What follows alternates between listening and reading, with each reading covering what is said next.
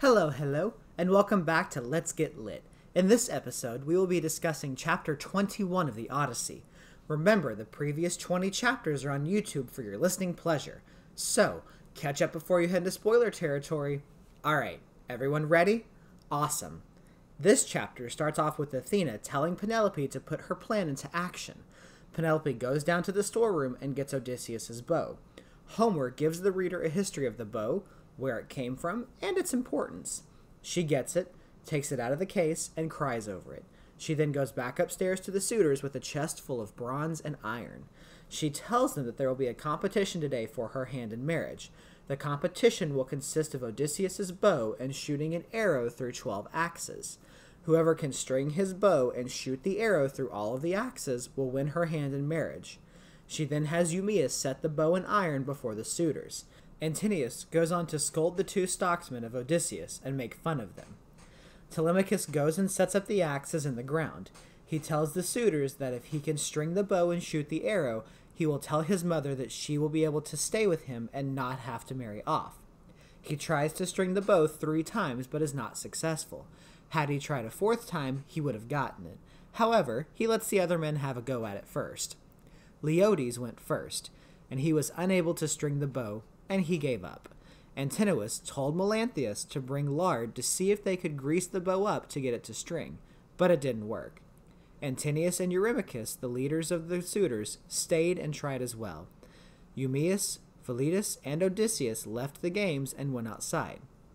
Odysseus asks the men what they would do if Odysseus were to come back, which side they would be on, the suitors or Odysseus's. They both tell him they'd be on Odysseus' side without question. Odysseus tells both men that he is the one and only Odysseus, and he throws his rags off of himself to reveal himself. He also shows them the scar on his foot. He tells them that if they help him, he will give them wives, houses, and riches. He shows them the scar, and they begin to weep with joy. He then tells them of his plan. He is to have Eumaeus get the bow and arrow and give it to him. He is then to send the maids to their apartments and tell them not to come out. He tells Philestrious to lock the door so no one can escape. Then they go back inside. Back inside, Eurymachus is trying to string the bow, but it won't work, and he gets upset.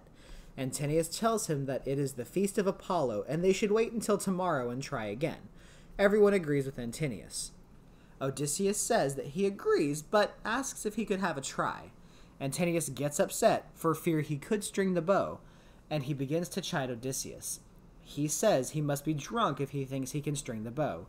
He also says that if the old man were able to string the bow, they would have to send him off to the king who kills everyone, for it would be an embarrassment if the old man were able to string the bow and the young suitors were not.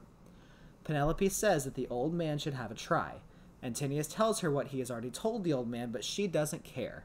She then tells the suitors that if the old man is able to string the bow and shoot the arrow, she will give him very nice clothes. Telemachus tells her to leave and let the men settle things. She leaves and goes to sleep. Eumaeus then takes the bow and gives it to Odysseus. Everyone starts to get upset, but Telemachus tells him to give it to the old man. Then Telemachus tells Euryclea to close all of the doors and lock them tight. No one is to leave their rooms if they hear anything. Euryclea then agrees and locks all of the women into their respective rooms. Philestrious then goes out and locks all of the outer court's doors and comes back into the house. Everyone's eyes are on the old man, and they watch him. He is able to string the bow, and at that moment Zeus creates a huge thunderclap. Cue dramatic music. Odysseus takes an arrow and shoots it through all 12 of the axes.